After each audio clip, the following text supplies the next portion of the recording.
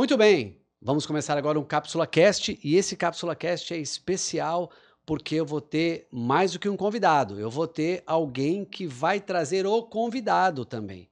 Ele vai participar desta mesa, mas não como convidado, como alguém que vai conduzir a entrevista e é também a pessoa que fez o convite para o entrevistado.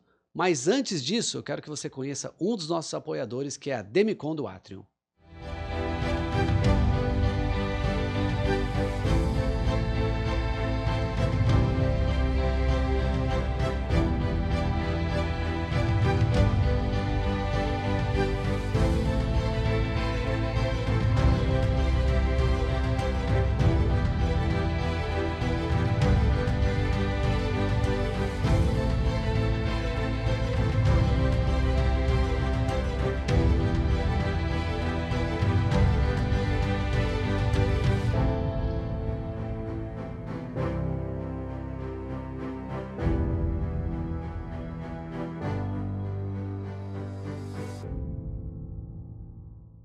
Marçal, olha, muito obrigado aí pela oportunidade de estar aqui com o teu público do Cápsula Cast Empreendedores. Hoje, uma oportunidade muito especial. Te agradeço muito, meu amigo. E eu tenho um convidado aqui que tem autoridade para falar sobre alguns assuntos, especialmente dos assuntos relacionados a pessoas e a área jurídica. Comigo aqui, Rogério Mota. Como vai, Rogério? Tudo bem?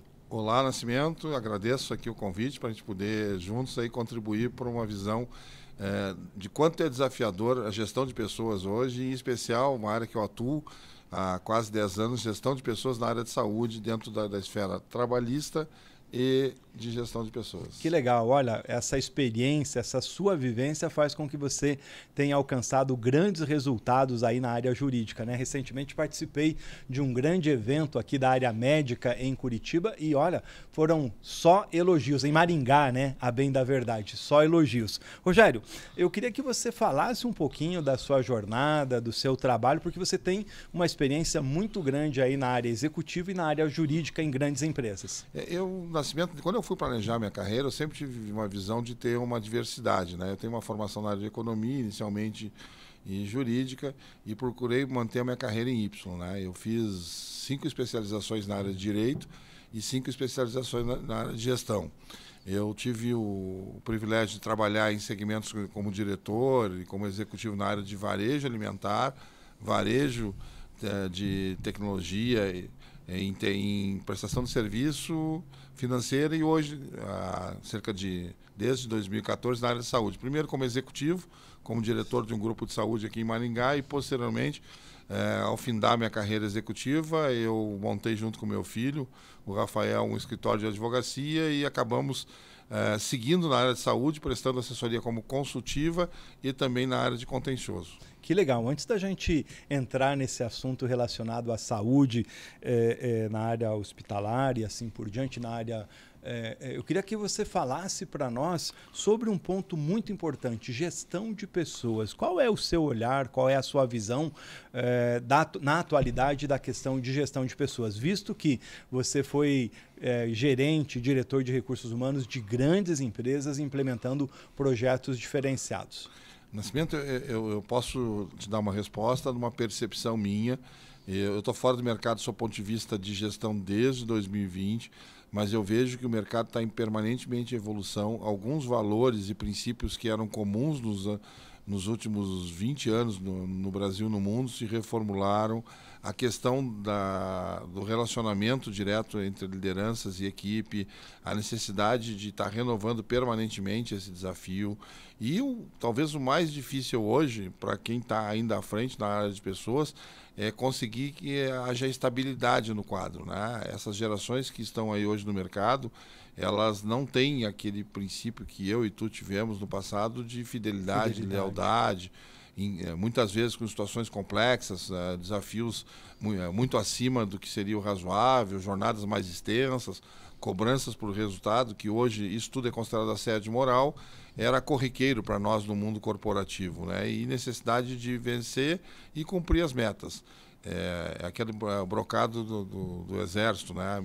Meta dada é meta atingida. Hoje isso reformulou. Então, eu vejo assim que as lideranças atuais, os gestores de pessoas, eles têm que desenvolver e seguir um projeto de uma visão humanista, uma visão de tentar construir que o colaborador, o gestor e o dono do negócio possam ter sinergia e juntos conseguirem construir resultados. Então eu vejo, e ainda bem que eu saí do mercado, né, muito desafiador, e vejo quem está à frente aí das grandes empresas com muita dificuldade de fidelizar o colaborador e de ter um turnover abaixo do que seria o razoável para perpetuar uma empresa. Muito bem, olha, a conversa de hoje aqui com o Rogério Mota, dentro do Cápsula Cast, o projeto especial do meu amigo Marçal Siqueira, que hoje franqueou esse espaço para que a gente tivesse essa conversa tão bacana, tão legal e tão importante. Rogério, eu queria trazer mais 3 assuntos em cima do tema gestão de pessoas. Eu queria falar daqui a pouquinho sobre liderança, saúde mental e gerações. E daqui a pouco a gente fala sobre o tema da área jurídica trabalhista em saúde. Mas antes de entrar nesse ponto, eu queria te perguntar o seguinte: as questões relacionadas aos talentos, a gente sempre fala, talento é o principal ativo das companhias e das empresas, mas mais do que nunca a gente tem empresas altamente tecnificadas, temos a entrada da inteligência artificial, temos a chegada de tecnologia no mundo do trabalho. Talentos continuam fazendo a diferença? São tão importantes no mundo dos negócios e nas empresas?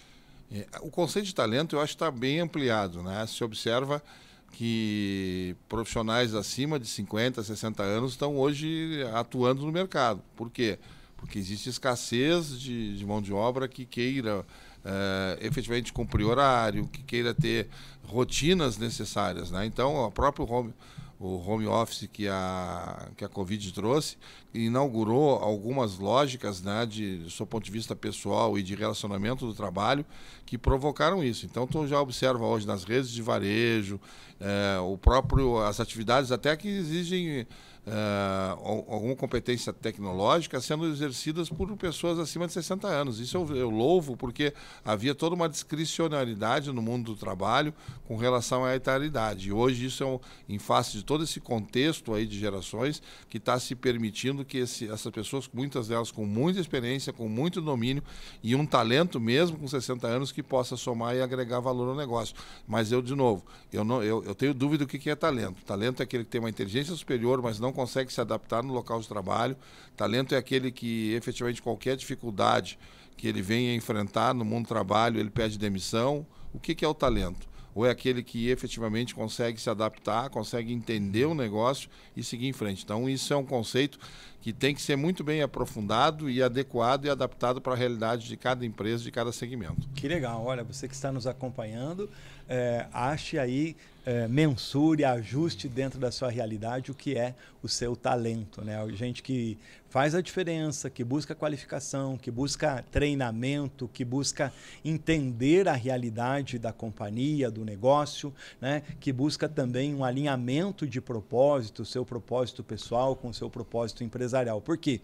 Muitas vezes a pessoa tem o seu perfil pessoal, o seu perfil comportamental, as suas chamadas soft skills, e não consegue fazer com que ela tenha um fit cultural com a empresa onde você está. E aí nunca vai dar certo. Falamos, Rogério Mota, a respeito da questão de talentos, né? Nossa conversa de hoje é com o Rogério Souto, da Souto e Souto Advogados, né? Que fica em Porto Alegre, juntamente com o Rafael Souto, que é o seu filho também. Vocês fazem um trabalho super especial dentro das empresas aí de várias regiões do Brasil, especialmente aqui na região norte do Paraná, com grande diferenciação. Queria te ouvir a respeito de um tema que você gosta e eu sei que você estuda também, que é liderança. Eu tenho dito nas minhas conversas que nós enfrentamos um blackout, um apagão de líderes atualmente dentro das nossas companhias. Como que você vê a questão da liderança, como que nós estamos e quais são os conselhos, quais são os seus conceitos de um líder diferenciado? Eu tive a oportunidade de estudar na Franklin Covey, né, e fazer uma especialização em liderança e desenvolvimento organizacional. E dentro daquilo que a gente pôde desenvolver, as leituras que fizemos, eu tenho um conceito que talvez esteja obsoleto, mas eu considero como verdadeiro. O líder ele tem que ter 5 competências, né? Que é o que eu chamo de liderança situacional. O líder ele tem que ser autocrático, democrático, participativo, do conhecimento, do exemplo. E esse líder que tenha essa capacidade, ele tem que saber manejar as circunstâncias necessárias. Eu dou um exemplo, num incêndio, uma liderança, ele não pode pedir por favor, ele tem que dar um comando, evacuar. Mas dos perfis, dos 5 perfis que eu estudei e desenvolvi, inclusive a minha monografia de conclusão, o que eu julgo que é mais adequado, mesmo hoje no momento das empresas, do processo de renovação, da entrada dessas gerações aí, é a liderança do conhecimento. Muito bem. Porque esse líder ele consegue fidelizar e seguir 3 pilares que são essenciais, que eu julgo que a liderança que consegue também manejar esses 3 pilares, ele fideliza, que é apoiar, inspirar e desenvolver. Um líder que apoia, inspira e desenvolve, ele tem o compromisso e o engajamento da sua equipe em prol do resultado. Um líder que consegue atingir e entrar no âmago do seu liderado, ele consegue ter perpetuidade e aquilo que é importante, uma visão de futuro. Jamais um líder pode pensar em estar hoje, ele tem que pensar no amanhã. E o amanhã significa crescer e potencializar que seus liderados possam um dia crescer junto com ele. Que legal, olha, conceitos super importantes, esses 5 pilares. Rogério, você repete para nós esses 5 pontos? As competências que eu julgo que a liderança deve ter, ele tem que ser um líder autocrático, democrático, participativo, do conhecimento e do exemplo. No passado, a liderança que era usual era a liderança do exemplo. Então, o líder chegava às 6 da manhã e saía à meia-noite das organizações. Depois, paulatinamente, ele foi perdendo espaço, porque essa liderança aí, ela morreu, né? E acabou se desenvolvendo e caminhando para a liderança do conhecimento. Ele tem que ser um líder que compartilha conhecimento, porque isso força que ele seja melhor a cada dia. Um líder que retém conhecimento, ele acaba sendo um líder que naturalmente vai ficar obsoleto e não vai conseguir inspirar a equipe gerando turnover, ou seja, gerando perda de conhecimento e aquilo que tu colocou no início. Muitas vezes, esse profissional que não consegue crescer, porque tem uma liderança que cerceadora, que não consegue se desenvolver. Intimidadora, né? Sim, que é aquele do passado, que é o líder autocrático, né? Ou seja, eu mando e tu faz. Essa liderança aí, e isso é muito, essa liderança eu acho que é muito, nasceu no mundo pós-Segunda Guerra. Os oficiais voltaram para os seus países e não tinha, foi aí que nasceu as famosas relações industriais que deram sequência para nascer o RH, as relações humanas, né? Manda quem pode, obedece quem tem juízo. Olha, se você ou quem precisa. Ou quem precisa, né? Se você utiliza esse conceito aí na sua empresa, na sua firma, por favor, está na hora de rever aí a sua linha. E eu gostei muito quando você trouxe da liderança do conhecimento, né? A capacidade de você aprender, a humildade de você aprender o tempo todo, a toda hora, porque nós vivemos na era do conhecimento e esse conhecimento, essa informação está à disposição de todo mundo. A grande obrigação e desafio do líder é fazer com que essa informação se transforme em conhecimento, se transforme em ação, se transforme em sabedoria dentro do mundo corporativo e você gere novos negócios, novos serviços. E falando, Rogério, dentro desse conceito que você trouxe, né, de liderança, dentro de um dos capítulos que eu escrevi num livro, eu falei sobre o chamado Líder 7.0 e eu elenquei 21 características dessa liderança. O que eu fiz? Eu busquei entre hard skills e soft skills pontos importantes que vão fazer a diferença. E aí você vai dizer, poxa vida, Nascimento, eu preciso ter essas 21 características? Claro que não, é impossível, porque a gente não é perfeito, né? Mas a gente pode sim buscar essas competências, pode sim melhorar essa qualificação em várias áreas para que a gente faça a diferença aí dentro dessas empresas. E eu falo sobre a humildade, sobre a capacidade de aprender, a capacidade de servir, o olhar estratégico, né? A autoridade que você trouxe muito bem. Às vezes a gente acha assim, não, o líder não tem que ter autoridade habilidade? Claro que ele precisa ter. E entender, né, a liderança situacional. Entender que para cada momento, né, você falou, o comandante do bombeiro no meio do incêndio tem que dar uma ordem, né? Mas quando ele está treinando a tropa, quando ele está num momento de agradecer as pessoas, o posicionamento tem que ser diferente. Eu tenho dito que a liderança que me chama a atenção é a liderança contingencial. Quem consegue entender o momento de guerra ou de paz para liderar o seu time, né? Um grande líder, esse líder do conceito 7.0, é um líder de resultados. Não existe liderança sem foco, sem meta, sem objetivo. Ele é promotor do ESG e da felicidade, é criativo, inovador e motivador, é verdadeiro, paciente, criador de talentos. E, por fim, ele é construtor e ambidestro. Tem ética, é justo e tem propósito, né? Gostei de... Até me estendi aqui, porque liderança é um tema que eu gosto muito também.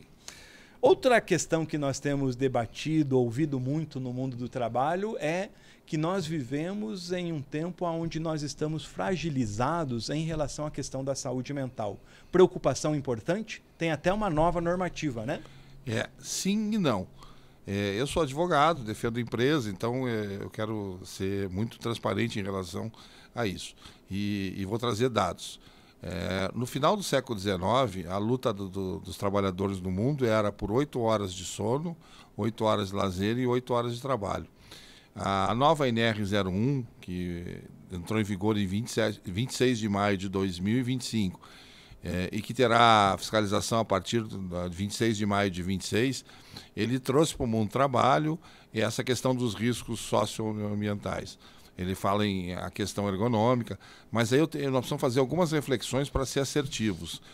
O ano passado, houveram cerca de 470 mil comunicações ao INSS de doenças NR11 e outras NRs, ou melhor, outras CIDs, retificando, atinentes a essa questão psicossocial. Só que se nós considerarmos que a população econômica ativa do Brasil hoje são cerca de 110 milhões, ou seja, seletistas, prestadores de serviços e todos aqueles que estão na iniciativa trabalhando hoje de uma forma seletista ou prestação de serviço, 470 mil, o que é? É 0,5%.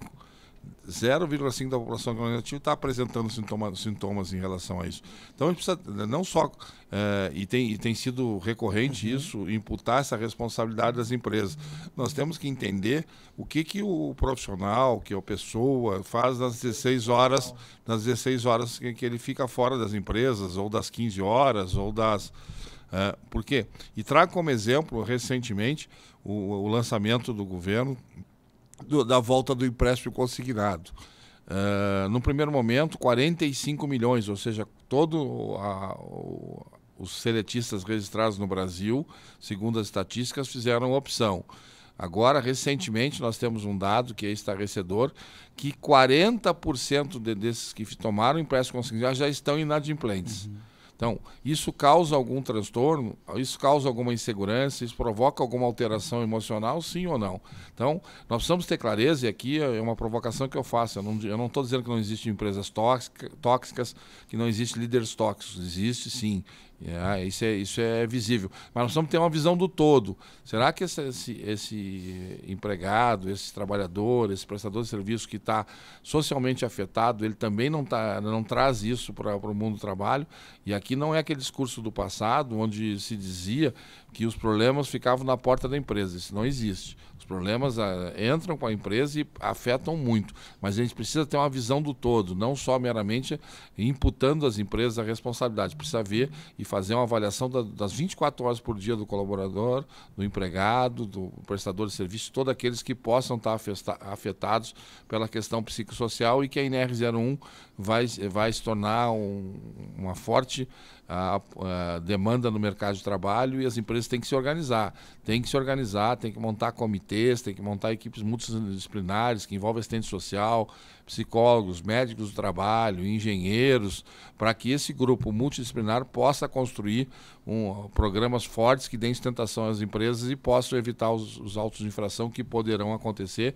E os autos de infração de medicina e segurança do trabalho são muito elevados. Muito bem. Olha, o Cápsula Cast Empreendedores está no ar hoje na apresentação do José Nascimento. O Marçal Siqueira cedeu esse espaço para que a gente fizesse essa conversa tão importante com o Rogério, que está aqui conosco, especializado, né, na área jurídica, com uma grande experiência na área de recursos humanos também. Vamos rodar aí os nossos assuntos, meu amigo, pode ser? Nascimento, dá um tempinho aí, espera que você vai retomar esse assunto daqui a pouco, porque eu quero apresentar mais um parceiro estratégico do Cápsula Cast Empreendedores, que é a Flávio Pamplona Alfaiataria.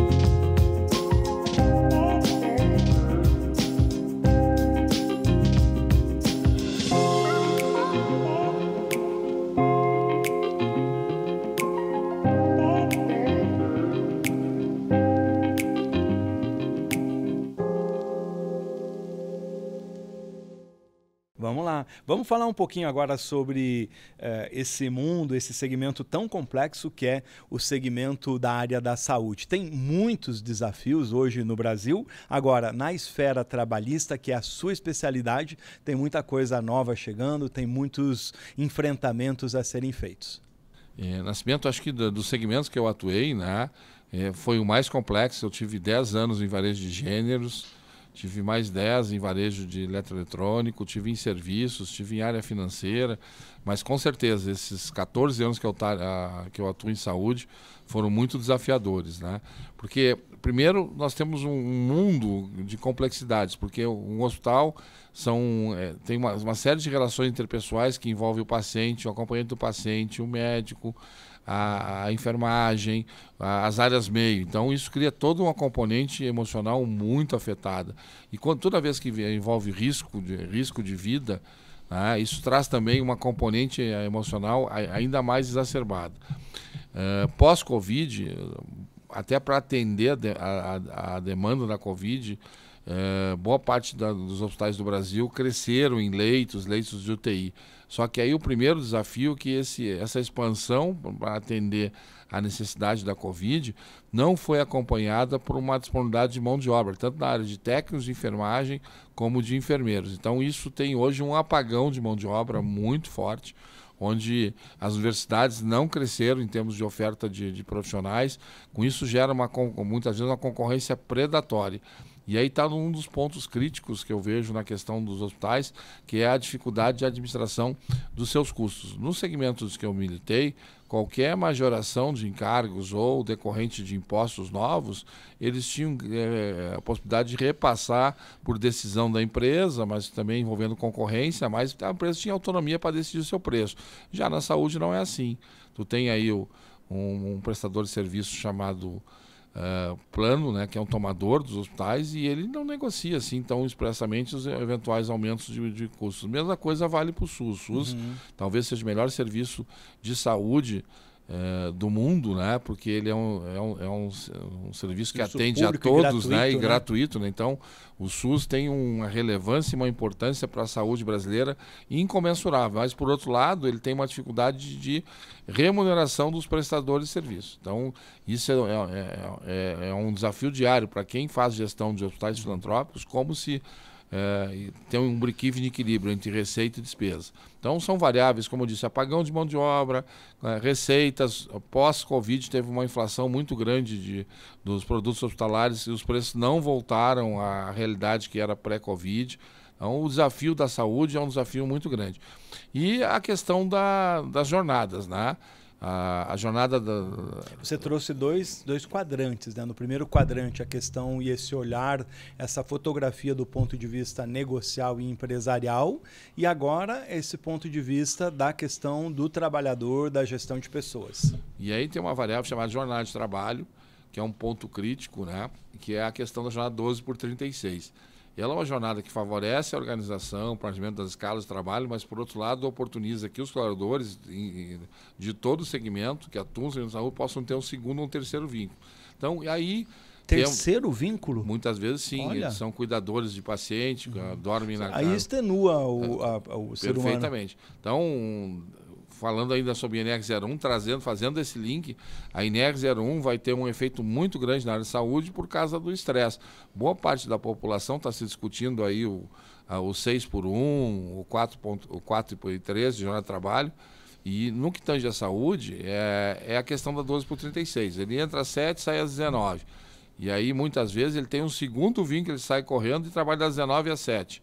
Isso faz com que traga uma componente de estresse, de burnout, muitas vezes, que precisa ser olhada. E a saúde é um alerta que eu faço, eu tenho estudado muito isso, tenho feito palestras.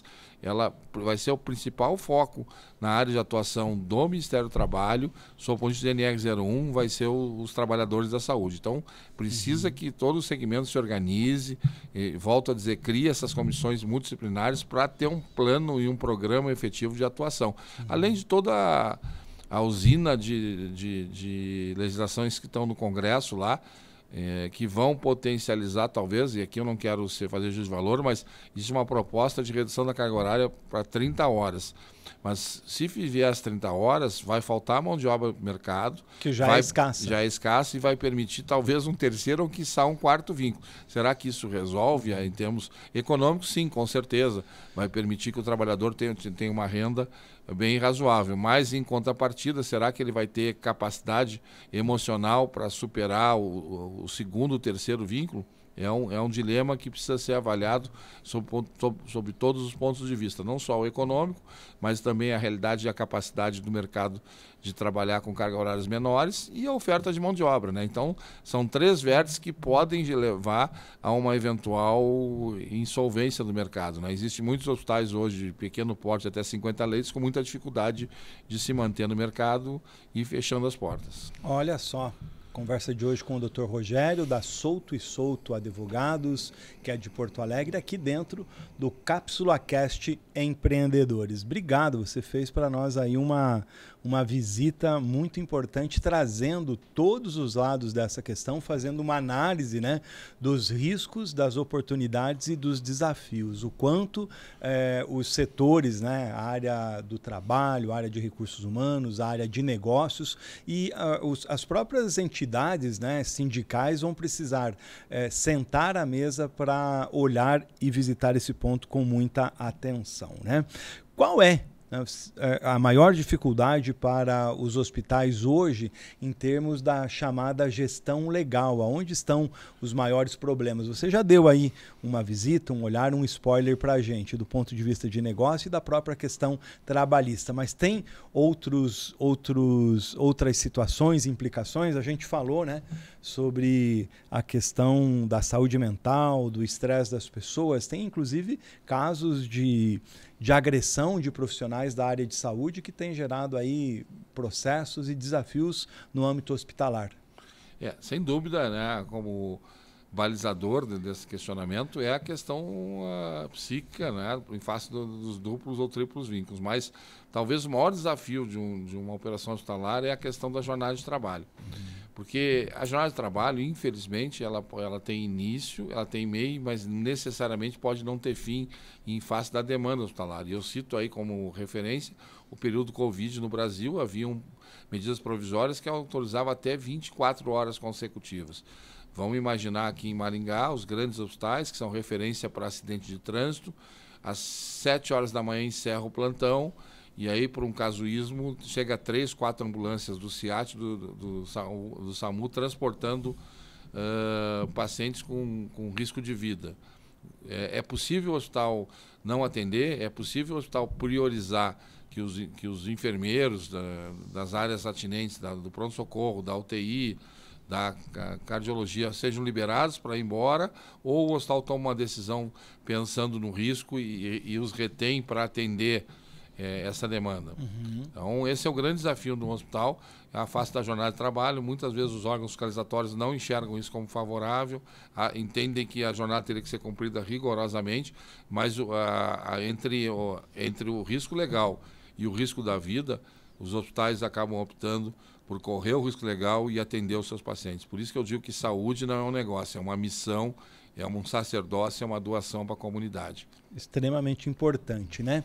E para a gente que já é um pouquinho mais caminhado, eu tenho aí 57 anos, eu sou de uma geração que a gente viu a saúde pública no Brasil ser precarizada. Se hoje ela não vai bem, no século passado, nas últimas décadas, ela passou por momentos desafiadores, né? Falta de hospitais, problemas de consulta, que hoje ainda não estão saneados, mas hoje a gente já tem uma realidade bem melhor. E como a gente bem disse, especialmente na questão da saúde pública, o Brasil ainda, apesar de tudo, consegue ser exemplo através do INSS, que muitas vezes também vem sendo alvo de denúncias, vem sendo alvo de uma série de situações, né? Mas que, apesar de tudo, faz um trabalho super importante, especialmente para as populações de baixa renda que não têm condições de ter aí um plano de saúde, uma situação melhor.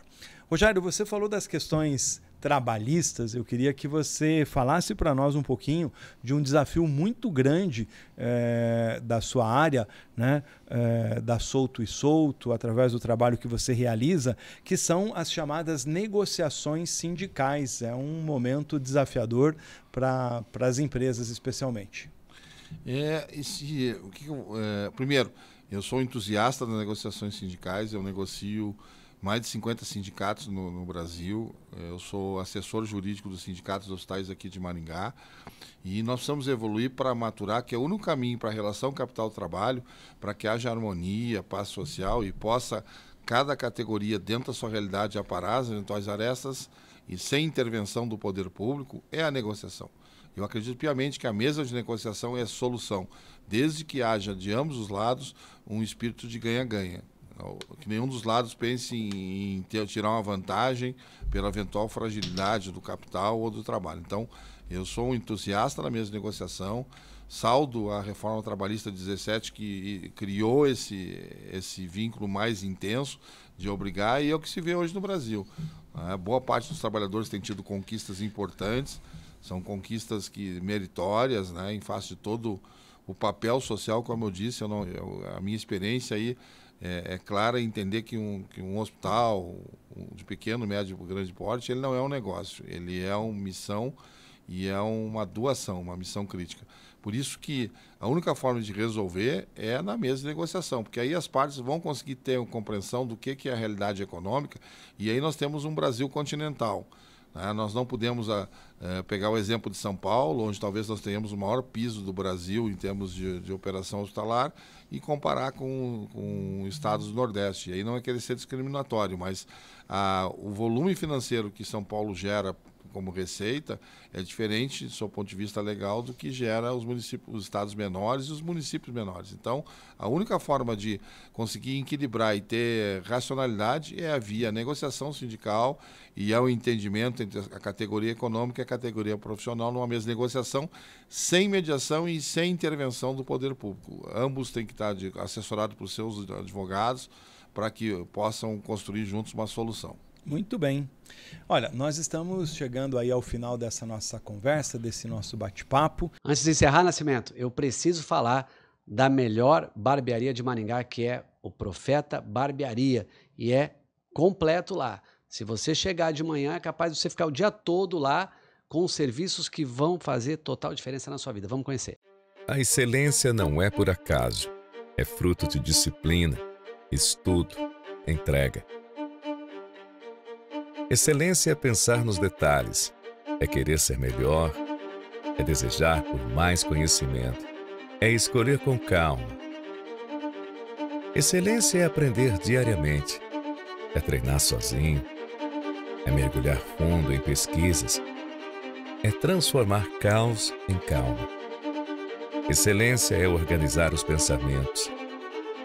É nunca desistir, mesmo cansado. É não se contentar até encontrar a resposta. É ter paciência no processo. Excelência é buscar por eficiência. É repetir 1000 vezes até ficar perfeito. É refletir para evoluir. É cuidar de si para cuidar dos outros. Excelência é preparar o próximo passo. É não ver a hora de aplicar o que aprendeu. É entregar mais do que foi proposto. É sentir paz em suas escolhas. Excelência é profeta para homens de valor.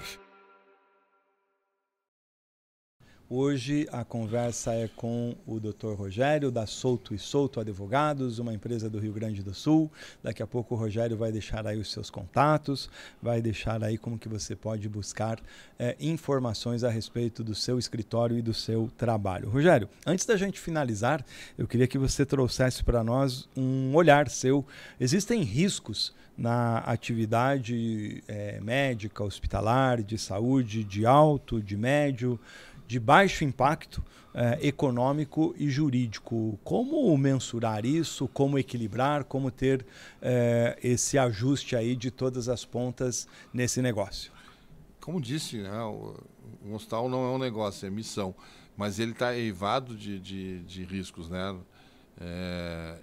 Nós temos o trato do médico com o paciente, com o acompanhante do paciente, com as equipes. Então, a única forma que eu vejo de que o hospital pode atuar, porque a responsabilidade do hospital é objetiva. Diferente de outros segmentos, ele tem que provar que não errou. Então, isso já é um ônus legal muito relevante. Qualquer circunstância que aconteça dentro do hospital, numa discussão judicial, o hospital tem como dever princípio provar que não errou. Então, a única forma que eu vejo é a prevenção, sempre trabalhar a prevenção, sempre acompanhando e tendo uma visão prevencionista e um olhar de todos os níveis, dos riscos de pequena, média e alta complexidade, porque se não prever, as condenações são altíssimas e levando muitas vezes à inviabilidade econômica. Eu já vi casos aí de ações de 2, 3 milhões que simplesmente foi entregue a chave do hospital para o autor da ação, e muitas vezes era uma discussão que, pela dificuldade de prova do hospital, né, porque existe o quê? Existe o prontuário, existem os relatórios de evolução da assistência, então são todas provas que podem ser provas favoráveis da boa prestação de serviço ou provas desfavoráveis.